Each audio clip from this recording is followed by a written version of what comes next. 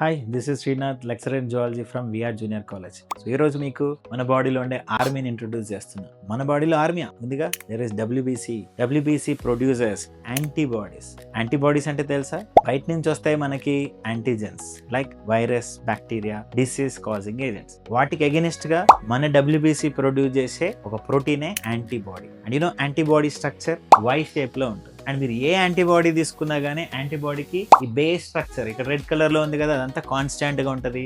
Tip దగ్గర ఇక్కడ variation ఉంటుంది. సో మీకు తెలుసా, ఒక్కొక్క యాంటీజెన్ కి అగెనిస్ట్ గా మన బాడీ ఒక్కో టైప్ ఆఫ్ యాంటీబాడీస్ ని ప్రొడ్యూస్ చేస్తుంది. ఇది సింపుల్ గా చెప్పాలంటే లాక్ అండ్ కీ కాన్సెప్ట్ లాగా ఉంటుంది. సో ఒక స్పెసిఫిక్ లాక్ ని ఓపెన్ చేయాలంటే స్పెసిఫిక్ కీ కావాలి కదా, అలా ఒక స్పెసిఫిక్ యాంటీజెన్ ని ఆపాలంటే నీకు స్పెసిఫిక్ యాంటీబాడీ కావాలి. సో ప్రపంచంలో ఎన్ని వెరైటీస్ ఆఫ్ యాంటీజెన్స్ ఉన్నాయో మన బాడీలో అన్ని వెరైటీస్ ఆఫ్ యాంటీబాడీస్ తయారైతుంది. So that is a great soldiers, great missile system what we have, that is immune system అంట మన బాడీలో. ఈ ఇమ్యూన్ సిస్టమ్ లో యాంటీబాడీస్ అనేవి కీ రోల్ ప్లే చేస్తాయి. దీంట్లో ఇంకో స్పెషాలిటీ ఏంటి, ఫస్ట్ టైం ఒక యాంటీజెన్ మన బాడీలోకి వస్తే మనం లేట్ గా రెస్పాండ్ అవుతాం. ఆ తర్వాత మనం దానికి మెమొరీ సెల్స్ తయారు చేసి పెట్టుకుంటాం. ఇదే యాంటీజెన్ మళ్ళీ నెక్స్ట్ టైం వచ్చింది అనుకోండి, ఈసారి మనం ఫాస్ట్ గా రెస్పాండ్ అవుతాం. సో మనం ఎక్కువ నెంబర్ ఆఫ్ పారాసైట్స్ కి ఎక్స్పోజ్ అయితే మన ఇమ్యూనిటీ పవర్ ఎక్కువ అవుతుంది.